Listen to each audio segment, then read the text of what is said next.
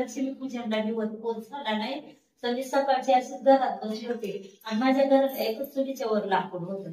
तर मी म्हणलं ह्याला म्हणलं ती माळ नको तो देव नको अशी बाजूची बाय बघत होती.